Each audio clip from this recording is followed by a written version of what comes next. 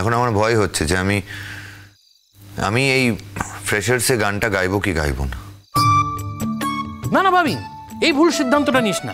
গান তুই গাইবি, গান তোকে গাইতেই হবে। কেন তুই গাইবি না? তুই কি অপরাধী নাকি? আর তাছাড়া গুনগুন তো তোকে রিকোয়েস্ট করেছে গান গাইতে। বললাম তো গুনগুন নয়, স্টুডেন্টরা রিকোয়েস্ট করেছে। অন্য ছেলেমেয়েরা জানলো কি করে তুই এত ভালো গান গাস? তুই তো ওখানে নতুন গেছিস, নিশ্চয়ই গুনগুন ওদের বলেছে যে তোকে গিয়ে বলতে যে তুই ভালো গান গাস এবং তুই যেন অনুষ্ঠানে গান করি। এইসব একদম আমাদের বোঝাতে আসবি না। কি বুদ্ধি তোমার বাবা, এটা ঠিক বলেছে রে। এই শোনো, আমার গান শুনলেই যদি ওর জীবন কেটে যায় তাহলে ও আমার গান শুনুক, আমার সাথে আর থাকতে হবে না। আরে বড্ড কষ্ট হয়েছে রে ছেলেটা। স্বাভাবিক, কষ্ট তো হওয়া স্বাভাবিক। মানে এতদিন পরে ছেলের মনে প্রেমের অনুভূতি জেগেছে। এই বাজে কথা বলো না তো তোমরা। বাজে কথা কোথায় বললাম? বাজে কথা কোথায় বললাম? প্রেমের অনুভূতি জেগেছে, তাই তো তোর হৃদয় ভরা এই আকুতি আমি শুনতে পাচ্ছি। তুই না বলেও চিৎকার করে প্রেম নিবেদন করছিস। আকুতি, তীব্র আকুতি, মানে ভীষণ তীব্র আকুতি, মানে সুতীব্র। হ্যাঁ না মানে দেখ ভাবিন, তাই বলছি আর কি, মানে কি বলতো একটু বোঝার চেষ্টা কর। আমরা কিন্তু প্রত্যেকে তোর এই কষ্টটা ফিল করতে পারছি। পটকা ভীষণভাবে ফিল করছে, তাই মানে কি বলতো, মানে ঠিক নর্মালি ভাষায় প্রকাশ করতে পারছে না, তাই মানে চেষ্টা করতে গিয়ে ফট করে কি সাধু ভাষা বেরিয়ে গেল কি, তাই তো? সাধু ভাষায় আমি বলছি। সুতীব্র ফিব্র কি সব বললো, কিন্তু কষ্টটা আমরা ফিল করছি ভাবিন। আরে না না, ও সমস্ত অনুভূতি টনুভূতি কিছু না। ও কিছু নয় মানে এসব কিছু নয়। তাহলে তোমার কোনো প্রেমের অনুভূতি জাগেনি বলছো, তাই তো ভাবেন? না বৌদি ভাই। আচ্ছা, তাহলে কিসের অনুভূতি ঠিক জেগেছে বলো তো, যার জন্য এরকম পাগল পাগল করছো তুমি? কিসের আবার অনুভূতি? এই অপমানটা আমি সহ্য করতে পারছি না, এটা হচ্ছে আসল কথা। আমি এই অপমান থেকে বেরোতে চাই। সে তো বটেই, এটা কোনোদিন মেনে নেওয়া সম্ভব নয়। তুই একটা পুরুষ ভাবিন, মানে আমার চোখে তুই পুরুষ সিংহ। হ্যাঁ, তোর পক্ষে এই অপমান মেনে নেওয়া সম্ভব নয়, উচিত নয়। আরে আমরাই মেনে নিতে পারছি না, আমরাই সহ্য করতে পারছি না এই অপমান, তোর এই অপমান তুই কি করে মেনে নিবি? তোর পক্ষে মেনে নেওয়া তো সম্ভব নয়। ভাবিন, তোকে আমি একটা ভালো সাজেশন দিচ্ছি। এবার একটা সিদ্ধান্ত নে, এবার একটা সিদ্ধান্ত উপনীত হয় এসপার নয়তো ওসপার। তুই সোজাসুজি স্ট্রেট গিয়ে গুনগুনকে বলে দে যে হয় তোমায় বাবার দিকটা বেছে নিতে হবে, নয়তো স্বামীর দিকটা বেছে নিতে হবে। দু নৌকোয় পা দিয়ে ভাবে চলা যাবে না। আর একটা কথা বলে দে ভাবিন, তুই কাল ইউনিভার্সিটি যাবি না, বলে দে। এটা বলবো? বলবি না মানে? নিশ্চয়ই বলবি। বাবিন দেখ, সবকিছুর একটা সীমা আছে। এবার দে তো, একটু টাইট দে তো গুনগুনকে। আরে বাবা, একটা কথা কেউ বুঝতে পারছো না, আমার খুব খারাপ লাগছে গুনগুনের জন্য। মেয়েটা বড্ড একটা কিরম একটা যেন খেঁচা কলে পড়ে গেছে। তা ঠিক, তা ঠিক। কে বলেছিল দাদা ভাই ওকে এসবে পড়তে? আমি বলেছিলাম? তুই এটা ঠান্ডা মাথায় ভেবে দেখ, ও তো এখন একজনের স্ত্রী। ওর বাবা ওকে ওর শ্বশুর বাড়িতে আসতে না দিয়ে আটকে দিতে পারে? ও যদি একবার বলে যে আমি এখানে থাকবো না, আমি আমার শ্বশুর বাড়িতেই থাকবো, কারোর ক্ষমতা আছে ওকে আটকানোর? কিচ্ছু করতে পারবে না ওর ড্যাডি। না না, কিছুই করতে পারবে না, কিছু করার ক্ষমতা ওনার নেই। শুধুমাত্র ওই যে ইমোশনাল ব্ল্যাকমেল যেটা উনি করে যাচ্ছেন। একটা দিক বেছে নাও, হয় স্বামী নয় বাবা। এই ইমোশনাল ব্ল্যাকমেলটা করে যাচ্ছে, এটাই তো উনি করতে পারেন। আর কিছু করার ক্ষমতা ওনার নেই। বাজে লোক, ডেঞ্জারাস। ওইখানেই তো মেয়ে একবারে হার মেনে গেছে না। সোনাদা, তোমার কি করা উচিত জানো তো? তোমার গুনগুনকে বলা উচিত যে তোমার মুখ আর গুনগুন দেখতে পারবে না। আর বুঝুক কার মুখটা বেশি ইম্পর্টেন্ট, তোমার মুখ না আঙ্কেলের। পটকা, জানো তো আমার না কেন একটা ডাউট হচ্ছে। মানে ওই যে ইউনিভার্সিটির যে প্রোগ্রামটা তুমি গান গাইবে বলছো, ওখানে না আবার আঙ্কেল এসে না আমাদেরকে উঠিয়ে দেয়। আমার মনে হচ্ছে হতে পারে। হ্যাঁ, উনি যা জিনিস ওনার পক্ষে সব সম্ভব। হয়তো এই ভিসি যিনি ওর বন্ধু, তাকে দিয়ে লোকজন দিয়ে আমাদের বললেন যে না না এত লোক এখানে বসা যাবে না, গেট আউট গেট আউট। কি বল? সব সম্ভব কৌশিকদার পক্ষে, করতে পারে। হয়ে গেল।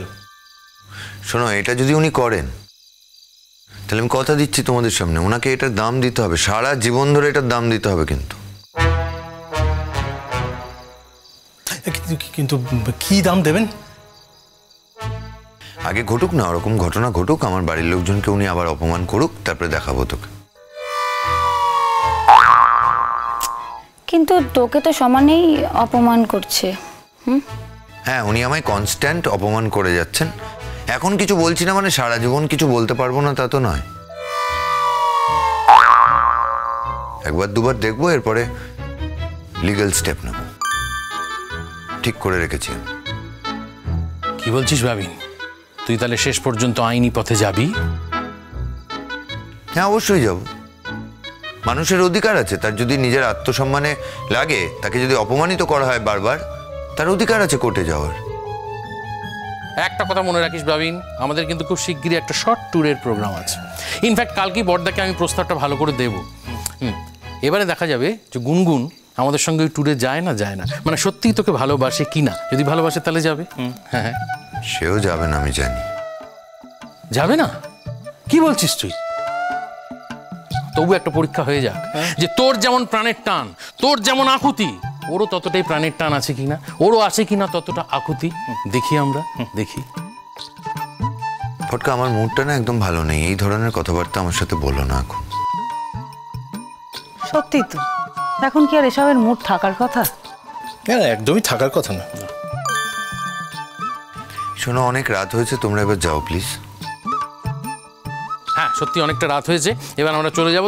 কিন্তু ভাবিন, ফোনটা তুই কর, তুই গুনগুনকে ফোনটা কর, একটু ঝাড় দে। হ্যাঁ না, এটা তো মেনে নেওয়া যাচ্ছে না যে এই দিনের পর দিন একতরফাই ব্যাপারটা চলবে, এটা কি করে হবে? হ্যাঁ দেখ, আমার যতদূর ধারণা, যা সময় হয়েছে তাতে করে এখন তো আর বাবা মেয়েকে ঘুম পাড়াচ্ছে না, ঘুম টুম পাড়িয়ে বাবা তার ঘরে চলে গেছে। এই হচ্ছে প্রকৃষ্ট সময়। এই সময় তুই গুনগুনকে ফোন করে একটা ঝাড় দিয়েছে, বুঝতে পেরেছি? দেখ ভাবিন, একটা জিনিস আমি সহজ করে বলতে পারি, যা অপমান হচ্ছে সে তো আমাদের হচ্ছে। গুনগুন তো লুকিয়ে লুকিয়ে আমাদের বাড়ি আসে, আমরা কি কোনোদিনও অপমান করি? আমরাও করি না, আমাদের বাড়ির লোকও করে না। মেজো বৌদি ভাত দিয়ে, ডাল দিয়ে, মেখে আলু ভাজা দিয়ে খাইয়ে দেয় নিজের হাতে। আমরা কত ওর সঙ্গে গল্প করি, আড্ডা মারি, কেউ তো অপমান করি না। কিন্তু কৌশিক বাবু, তিনি তো অপমান করে চলেছেন, নাগাড়ে অপমান করে চলেছেন, আমাদের বাড়ির সকলকে করছেন। তোকে তো যাচ্ছে তাই রকম ভাবে করছে। এইটা এবারে ক্লিয়ার হয়ে যাওয়া উচিত ভাবিন, একতরফা অপমান আর মেনে নিবি না। ইউ ঝাড় দি গুনগুন, পুরোটা ইংলিশে বলো না। You call her and give the ঝাড়।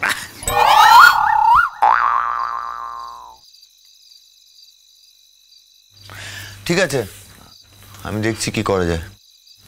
তোমরা এখন যাও, আমি একটু কাজ করি। এই দাঁড়া ভাবিন, বলছিলাম আমাদের আর এক মুহূর্ত তো তোর ভালো লাগছে না এখানে? কি করে ভালো লাগবে রিজু? কেন? ওর মনটা যে খিচড়ে আছে, ওর মনটা যে উথাল পাথাল করছে, ওর মনের ভেতরে যে ঢেউ উঠছে, সপাত সপাত, তুই শব্দ পাচ্ছিস না? থাকারই তো কথা, বিছানাটা খালি, পাশে কেউ নেই, আমি তো জাস্ট ভাবতেই পাচ্ছি না। বাবা তাকাচ্ছ কেন সোনাদা? সরি, মানে তুমি রেগে যাচ্ছ কেন সোনাদা? I am sorry. আসলে কি বলো তো, সবসময় না ওই ছোট বড় রকম মাথায় থাকে না। হ্যাঁ আমি জানি তুমি আমার থেকে সব দিক থেকেই বড়, গরিমায় বড়, যাবতীয় সব কিছুতেই বড়। কিন্তু কি বলো তো, মানুষ যখন না খুব খুব দুঃখের মধ্যে থাকে, তখন এই মনের কথাটা ফাট করে বেরিয়ে যায়। আমার ওরম ফাট করে বেরিয়ে গেল। আমি তোমার দুঃখটা বুঝতে পারছি, আই ক্যান ফিল ইট। আচ্ছা ঠিক আছে, আমি সরি, আমি কান ধরছি, আমি আর বলবো না।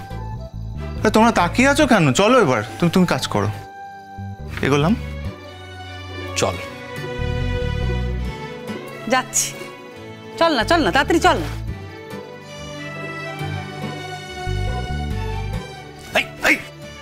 খনন করে হেঁটে চলে যাচ্ছিস কোথায়? ভেতরে এখন নায়ক নায়িকার কথোপকথন শুরু হবে, শুনবি না? আরে বাবা, শুনবো না আবার? আমি তো জাস্ট এই থামে হাত দিয়ে হেলান দিয়ে আরে যদি ভাবিন সন্দেহ করে? আরে সন্দেহ কি করবে, ওর কি মন এদিকে আছে? ও এখন অপেক্ষায় আছে কখন নায়িকার কণ্ঠস্বর ফোনে শুনতে পাবে। পটকা ডাল করে ফেলেছি। বাবা আস্তে আস্তে, তোমার গলা শুনলে সবকিছু পন্ড হয়ে যাবে। বাবা কি ইন্টারেস্ট দেখছো? হ্যাঁ কিরে, আগে তো খুব সাধু সাজতিস রে। হ্যাঁ